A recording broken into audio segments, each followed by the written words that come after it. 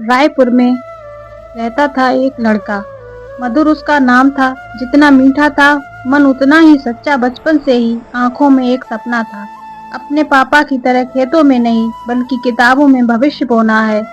उसका परिवार गरीब था। पिता दिन भर खेत में मजदूरी करते, माँ दूसरों के घरों में काम करके 2 वक्त की रोटी जुटाती। लेकिन मधुर को पढ़ने का बहुत शौक था।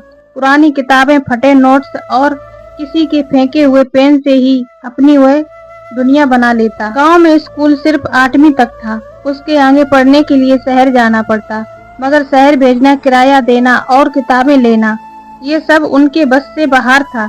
एक रात माँ ने धीरे से बापू से कहा, हमारा बेटा कुछ बन सकता है जी। खेत में झुकने से ज्यादा उसके माथे की लकीरों में मेहनत दिखती है। बापू चुप रहे, पर सुबह उठकर उन्होंने अपनी सबसे अच्छी भैंस बेच दी, वही जो दूध देती थी, जिससे घर का गुजारा चलता था। मधुर को इंटर तक पढ़ने शहर भेज दिया गया।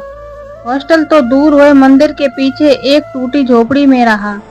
दिन में कॉलेज, शाम को होटल में बर्तन धोना और रात में स्ट्रीट लाइट के नीचे पढ़ाई, यही उसकी जिंदगी बन गई। कई बार भूख लगी, कई बार आंखों में नींद थी, लेकिन सपना अब भी जिंदा था।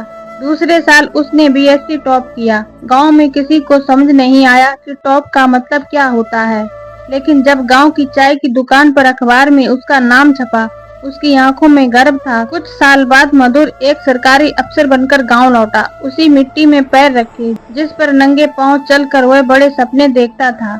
उस दिन गांव के स्कूल के बच्चों से मिलते हुए उसने कहा, गरीबी कभी तुम्हारा सपना नहीं छीन सकती, जब तक तुम खुद हार मानने को तैयार ना हो। माँ की आंखों में आंसू थे, बापू की आंखों में सुकून, और मधुर अब भी उसी मिट्टी से जुड़ा हुआ लड़का।